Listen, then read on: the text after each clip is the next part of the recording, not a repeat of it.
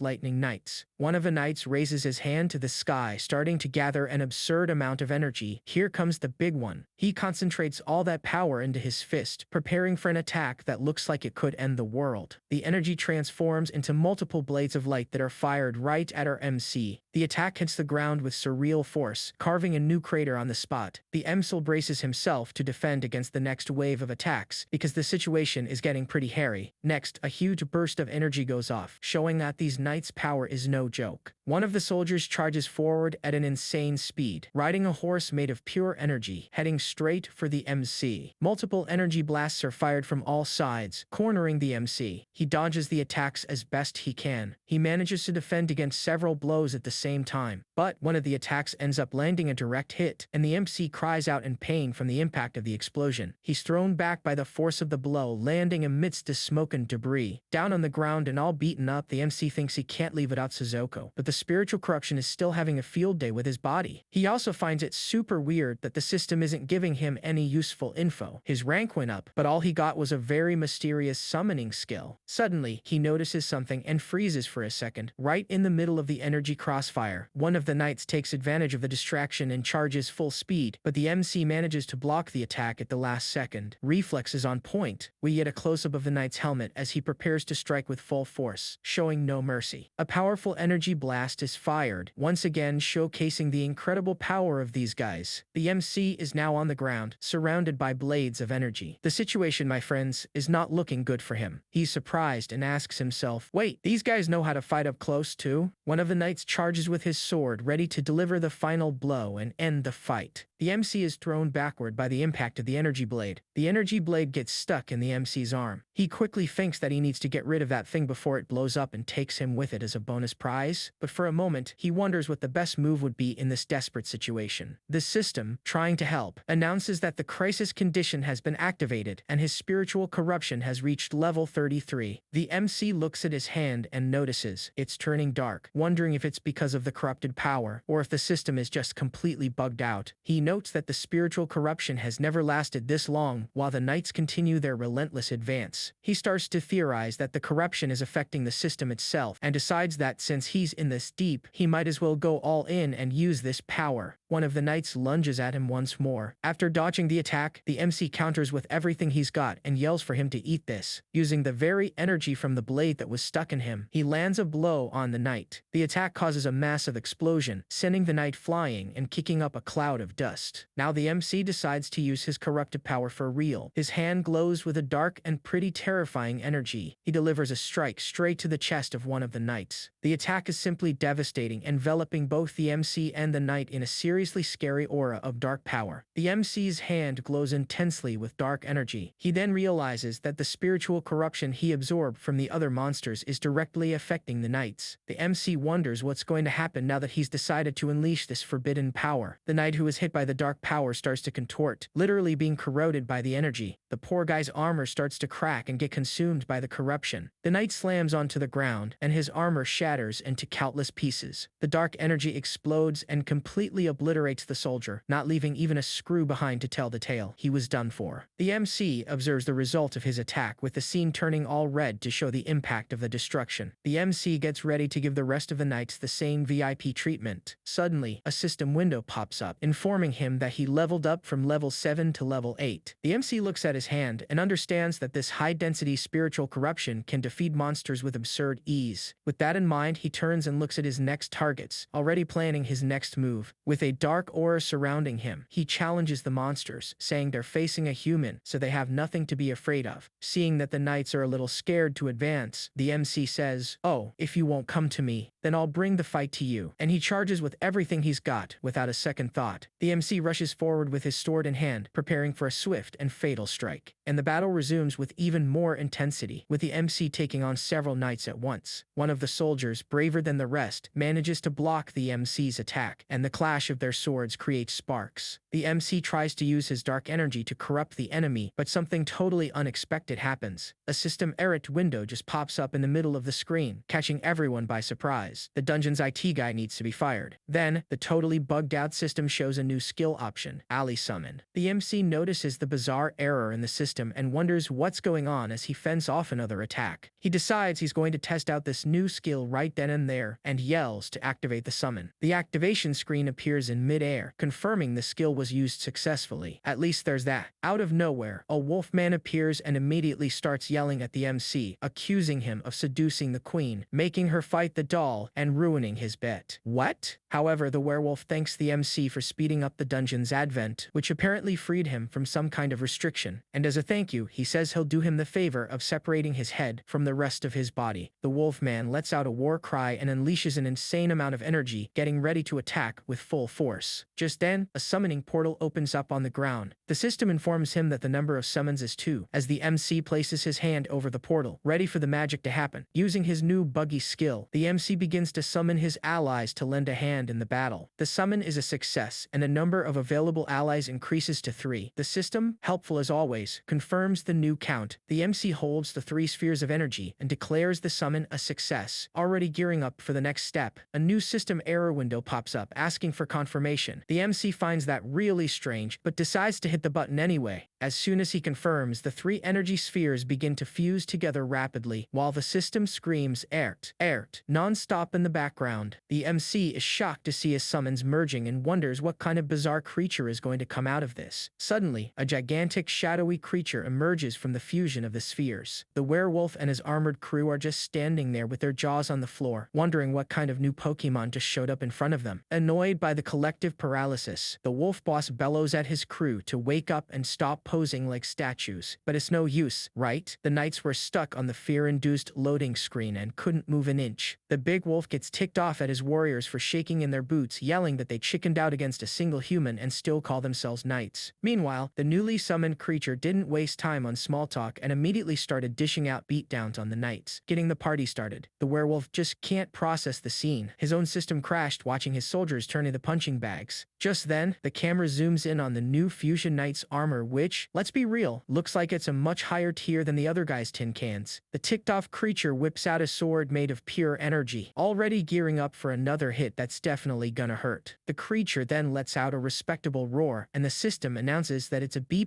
Fusion Knight. And without waiting for an invitation, the knight unleashes that classic area of effect attack, sending everyone nearby flying all at once. The wolfman thinks to himself that he's never seen a knight of this caliber and wonders what kind of cheat code the MC used to summon something so broken. And while the fight is popping off, a shower of XPUP notifications starts lighting up the MC's screen. The story explains that this summoning skill allows the MC to use his spiritual power to basically force monsters into becoming his minions. And the cherry on top is that he can even do a Dragon Ball style fusion with the monsters, creating an even more badass creature. The MC looks at the enemies up top and thinks to himself that this ability is just way too sinister. He even thinks the power suits his current corrupted look and says that he's finally found the puppet master. Seeing all that, the Wolfman is in total shock, seriously doubting if that little dude is even human. The story then tells us that, at that exact moment, players everywhere were receiving a pretty important notice. The scene cuts to a player just chilling, sitting on top of a giant creature checking his system panel. Elsewhere in the city, a group of people gathers to try and figure out what the heck is going on. Then, the system notification pops up for everyone, with a simple little invitation. Hey, want to join the Blood Hunt event? One of the players who doesn't mess around immediately smashes the yes button without even blinking. Another player also confirms she's in, already stretching for whatever comes next. Meanwhile, the city of Getshuran is engulfed in a sinister energy, and a ton of monsters start sprouting from the ground. A player gets ready to jump into the middle of the fray, getting wrapped in a powerful, lightning-filled aura. A friendly little welcome message appears on the screen, announcing that the blood hunt has officially begun. With that, a whole crowd of players gathers in the city center, all set to face the dangers of this new event. The system then makes the official announcement. The magnificent monster hunting festival has started for real. The city turns into a chaotic battlefield with monsters and players clashing all over the place. To prove the point, a gigantic explosion goes off in the middle of the street, showing that the hunt is already in full swing. In the middle of all this chaos, one player stands out. His name is Mike, an A-rank player at level 10. He looks at the MC and sends a clear message: you might look tough, but the #1 spot is already taken. Right as there's a monster is about defeated monster, looking all smug, and tells the competition to get out of his way if they don't want to get taken out. The other players start to panic when they recognize the guy. They begin to complain, wondering what Mike is doing there and already guessing they won't be able to farm anything with him around. Suddenly, Mike notices some movement and looks to the side, seeing a new wave of enemies heading their way. It's a squad of gunslinger-style monsters with crow masks charging full speed through the ruined streets. One of these shadowy gunslingers points his revolver and fires an energy bullet straight at the players. The shot explodes with insane force upon hitting the ground, showing that the firepower of these new enemies is no joke. However, a figure made of pure light appears out of nowhere, floating in the air and pausing the battle for a second. Mike looks at this grand entrance with a look of contempt and immediately complains, saying this person is going to be a real pain in the neck. And what do you know, a new competitor enters the ring, Mika Pes, an A+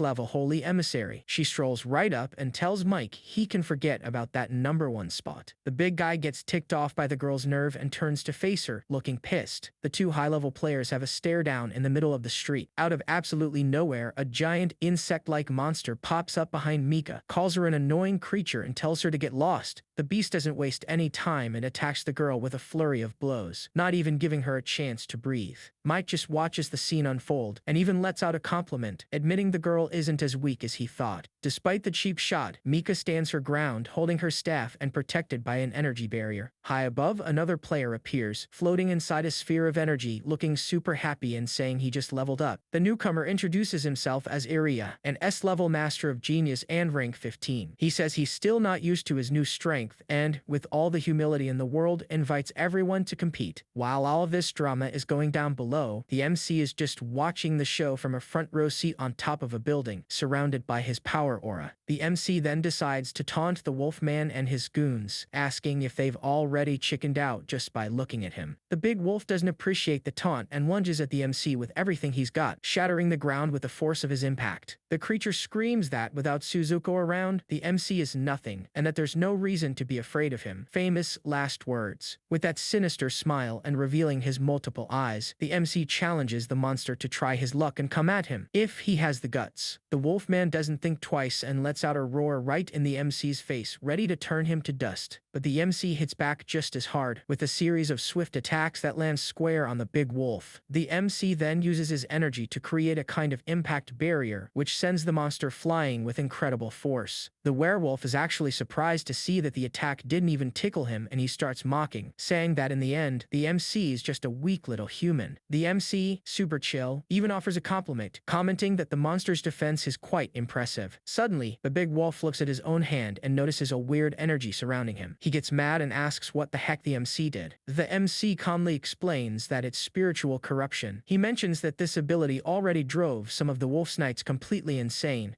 and now he's curious to see how many minutes the big boss will last. With a slight smirk, the MC points out that the corruption is already creeping up to the monster's face. The wolf man starts screaming in pain as several bizarre eyes sprout on his face. Completely broken, the big wolf falls to his knees and begs the MC to stop, admitting he was wrong and asking for forgiveness for everything. The MC, with all the irony in the world, comments that in the end, it wasn't even that hard to solve the situation. He then figures out that the system wants Suzuko and the werewolf's crew eliminated, and that's why it's pitting all the other players against them. Getting closer to the monster, the MC warns him that the system is coming to wipe him off the map for good. The MC then makes a proposal. If the big wolf doesn't want to get erased, they're going to have to create some new rules for this game. While this business meeting is happening, the battle between the players and the masked gunslingers continues to rage on down below. The hat-wearing monsters are confused, wondering why on earth there are knights fighting alongside a human in the middle of the brawl. The MC then gives the first order to his new subordinates: attack the gunslingers. He warns them that the first rule is simple: anyone who disobeys will be eliminated. With a plan already in mind, the MC says they're going to finish off these disobedient guys and conquer an area just for themselves. And it looks like the plan is already working because a rank-up window appears on the screen. The Wolfman is now the picture of loyalty, saying he'll do whatever his master commands. The MC then decides to leave the cleanup duty to the knight. The MC reveals his next step: they're going to look for Suzuko. He then hands a crystal sphere to a little girl, telling her she can use it to track Suzuko. The system immediately identifies the sphere as a rare item, meaning it's some pretty powerful stuff. And just to keep the streak going, another rank of notification pops up showing the MC's progress. Holding the item, the MC thinks that the system is still all buggy, but that he really did want a spiritual item. The MC turns to the big wolf and asks about the casino's tools. The creature gets all embarrassed and says there's nothing left. A wolf woman explains that the casino went up in smoke along with the dungeon, which is why nothing remains. The MC thinks it's a shame, but decides to leave the search mission to the little girl in the red hood. The girl takes the crystal sphere full of confidence and assures him that he can leave it to her. Just then, the wolf woman says she found a little something in the rubble, which piques the MC's curiosity. The big wolf recognizes the object right away and says that it belongs to Lady Doll. The item in question is a very stylish silver mask. The MC has a flashback of the mask he took from that woman and wonders what it is. He notices that the object is reacting to his spiritual power. In fact, it feels like his energy is being sucked into the mask. With that, the mask activates and an energy envelops the MC, slightly changing his appearance. The werewolf asks how he's feeling, and the MC replies that he's feeling fine. The MC then decides he's going to test out the new item to find out what it really does. He soon realizes his headache has gotten better and the numbness in his hand is gone. It seems the mask is suppressing the spiritual corruption. The big wolf, very respectfully, calls the MC master and asks if they should search for anything else in the area. Our guy agrees immediately and tells them to find anything they can. With an extra mission, locate the owner of the mask, the so-called Lady Doll. The werewolf, who is a model employee, gets the message and immediately prepares to carry out the mission he was given. Meanwhile, the MC reflects that he's going to have to use absolutely everything at his disposal. At that moment, a system window pops up on the screen, showing that the spiritual corruption status is at depth 1. Right after, another message confirms that the system authority has returned to normal. Looks like the internet is working again. Finally, the system displays the rankings for the blood hunt, and it looks like there's already a whole crew at the top of the list, acting like they own the place. The MC figures out that the system recovered on its own. Suddenly, a gigantic explosion happens right in front of them. The big wolf gets the shock of his life seeing a knight fallen on the ground. He has no clue what's going on. Slowly, a player approaches, and the sound of his footsteps echoes through the destroyed street. And look who it is. That Mike guy. His jaw drops when he sees a player working with monsters and immediately asks for the MC's ID. Our guy just thinks, seriously? Another random player showed up just to crash my party? With a very fake apology, the MC establishes the second rule of his new playground: no players allowed. Two Shadow Knights position themselves in front of the MC, ready to make sure the new rule is enforced. The MC declares that, according to the house rules, they don't need any players around here. With a sinister little grin, he gently suggests Mike beat it as fast as possible, if he doesn't want any trouble. The big guy gets totally ticked off by the kid's attitude and tells him to bring it on. To show he means business, Mike activates a barrier around himself, protecting himself from the knight's attacks. He even brags, saying he's a rank 10, A-level player and that the attacks from these weak knights won't even tickle him. Poor guy, little does he know. Turns out, the knights attack with full force and, to the surprise of no one except Mike, shatter his barrier like it was made of glass. The player is in total shock, not understanding how these monsters are so strong, and wonders if their power is even higher than A level. One of the knights lands a hit on Mike so hard it sends him flying like a bowling ball. The ever-efficient system announces that player Mike has been repelled and that 500 points have been acquired. And to top it all off, another 1,000 score points are acquired, confirming the success of the friendly expulsion. The MC realizes the system is using them to farm points. The werewolf then gives the order to take command of the fusion knight and begin operations, and the MC agrees on the spot. A countdown appears on the screen, showing that time is running out fast. The MC stares at the timer and announces that in less than 12 hours, they're going to take total control of this place. With the order given, the fusion knights charge ahead with full force, advancing in a scary-looking formation. The army of knights runs through the streets, ready to wreak havoc. Sitting calmly in the middle of the mess, the MC decides to check his info, and the first thing he notices is that his spiritual power is in the negative. His stats show that he's an F-level Dread Guardian. He also thinks that Suzuko's condition is really bad, and that he'll have to wait for news from Little Red Riding Hood. The screen also shows the classification of the monsters he controls, and their condition is basically impatient and hungry. He starts to wonder if the number of monsters he can summon increases with his level, since his class trait is summoning B. Lastly, he looks and thinks that, thanks to the mask, the unbearable pain he was feeling has eased up a lot. The item description says it's an A-level deformed ornament, and that it contains a secret from its owner. The MC thinks that just the fact that it absorbs his spiritual power is good enough. But of course, curiosity gets the better of him, and he can't help but wonder what Lady Doll's secret could be, and if it's a skill he could use to his advantage. Little Red Riding Hood appears out of nowhere looking worried, and the MC immediately asks if she found the queen. The girl says not yet, but she found his companions. She tells the guy to take a look at what she found. A crystal orb reveals the image of 3 figures, a guy in sunglasses, a red-haired girl, and another dude. The MC doesn't look the least bit happy to see them. In fact, he's surprised these guys even managed to survive. Without wasting a second, he gives Little Red Riding Hood a new order: forget about the others and focus on finding the queen. The girl confirms she got the message and gets ready to continue the search. Meanwhile, Rua is over there thinking that dealing with the guys from the company will be a piece of cake. The trio is completely surrounded by the MC's knights, and their plan is genius.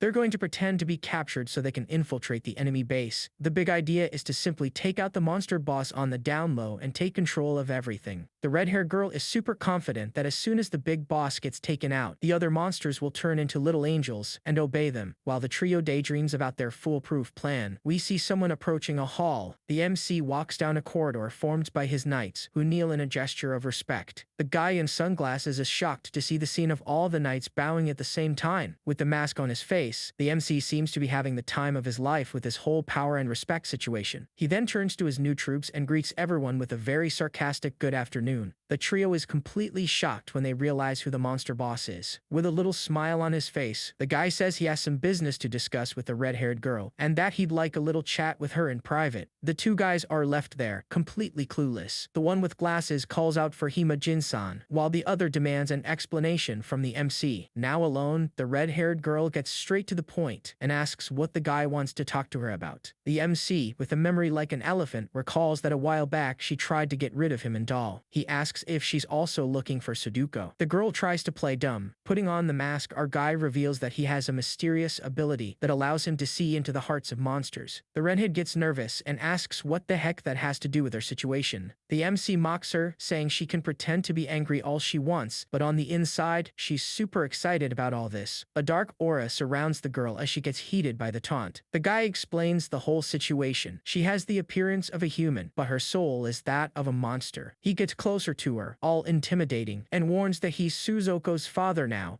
and asks if she still has the guts to lay a hand on him. The MC lays it all out. Without him, she won't find Suzuko, and they're both bounty targets who will be hunted to the ends of the earth. The redhead gets irritated and says she'll destroy anyone who hurts her big sister, but the guy just asks, mockingly, if she's really going to try. He keeps adding fuel to the fire, saying that now she's trapped in a human body and that maybe she won't even stand a chance against him. The girl is clearly furious that she can't do anything to shut him up. She grumbles that in her original body, she could finish him off with a single flick. Holding a glowing item, the guy says he's going to release the object's power and make it accept him as its master, and politely asks her not to interfere with the process. The redhead is in disbelief, asking if he's going to trust her enough to risk his own life. But the MC, with his sky-high confidence, replies that she couldn't do anything even if she wanted to. The girl gets totally ticked off by the guy's audacity and starts cursing him out with every name in the book, but only in her head, of course. And the redhead thinks that, the first time they met, she thought the MC was just some random idiot. The story explains that the guy's plan is to basically hack the remnants of someone else's spiritual power and rewrite the source code for himself. The girl's jaw drops at the MC's idea, thinking his strategy is pretty darn good. Then, the guy sits down, holds the glowing ornament tight, and says it's time to start the show. A system window pops up, confirming that a stolen ornament has been acquired. The MC stares at the digital data, wondering what in the world this mess was. Suddenly, he's transported to a very weird hallway and immediately wonders if he's been influenced by Doll's spiritual power. He gets annoyed and questions if he's going to have to throw down against her spiritual power to sort this out. The scenery changes completely, and he finds himself in a hospital room with absolutely no idea what's happening. In the bed, a woman is lying down and seems to be unconscious, while a little boy cries beside her. The boy shouts that he's going to protect the woman no matter what. He holds the woman's hand, who is wearing an oxygen mask and has a mechanical arm. The MC is confused, wondering if that's Doll, and if that little boy is him. The child then turns and asks if the MC is himself, and then assures him that Sensei will make her all better again. Out of nowhere, the image of a man in a lab coat appears and says, "Of course he will," startling the MC. The man says that the MC, Mike Leo, is his exceptional student and that he'd do anything for him. And to finish, he announces he's going to begin White's surgery. In the blink of an eye, the MC appears with a demonic look and screams, asking who he's calling a student and telling the guy to get lost. He's engulfed by a sinister energy and warns that he won't be fooled by Doll's spiritual power. No way. The redhead, who was watching from the sidelines, compliments the guy, saying he eliminated the traces of her spiritual power all at once. The MC holds the mask and wonders what a trip that was, if it was a memory of his, but he doesn't remember any of it. The redhead asks what's wrong, if he used too much spiritual power and fried his brain. The MC gets straight to the point and wants to know if she knows Doll. The girl confirms, saying she was a friend of her father's. The guy grabs the redhead by the collar of her shirt. His patience has run out. With a very annoyed look, he wants to know Doll's real name. The girl gets scared and asks what he's doing, but the MC just asks again to be clearer. He asks if her name is White. The girl confirms and is left wondering how the heck he knew that. The MC lets out a little laugh and says the story just got interesting. He decides he's going to go after Doll to beat the truth out of her. Meanwhile, in the city of Getchuran, a weird-looking fellow admires the chaos, saying he just loves monsters and all the mystery they bring. With a classic movie villain smile, he holds a crystal and says that all of this is fascinating and perfect. On the other side of things, our little Suzuko was holding the girl in her arms. The girl in her lap is White, who begs Suzuko to run, saying she'll try to buy some time, because they don't stand a chance against him. A wall of energy appears out of nowhere, blocking an attack that was coming straight for them. The crystal guy shows up, and he's the one attacking. He recognizes Hayashi Miki, an S-level player from Getchuran, and immediately asks if she's there to steal his toy. Miki, emerging from the shadows like a ninja, confirms that he nailed it. But then she drops this. He's dead wrong because the real prey is him, and she's going to take him down for good. Suzuko sniffs the air and recognizes Miki instantly, saying she knows that scent. She calls her the witch, remembering some not-so-great past encounter. Miki thinks to herself that giant monster girl could only be a Mike Leo's daughter. The little villain laughs and challenges Miki, saying he's dying to see her try to do anything against him. The player isn't one for talk and immediately launches a powerful attack at the show-off. A massive sphere of energy flies across the city sky, doing some serious damage. The werewolf and his knights are left with their jaws on the floor, not understanding what kind of crazy power that was. The man smiles, saying she fell right into his trap and activates the null domain, an area that simply shuts down all abilities. The girl gets ticked off, realizing she was tricked, and curses the guy out. With a smile, the man says he just wanted to test out his new little toy. The story explains that the item is the Heart of Doll, a crystal containing a piece of the power of the boss of the fairy tale kingdom. The heart-shaped crystal glows with a sinister light in the man's hand. He's super hopeful that the item will work on an elite player like her. With that, the system activates Doll's spiritual spiritual power ray. The target, of course, is Hayashi Miki, who is an S+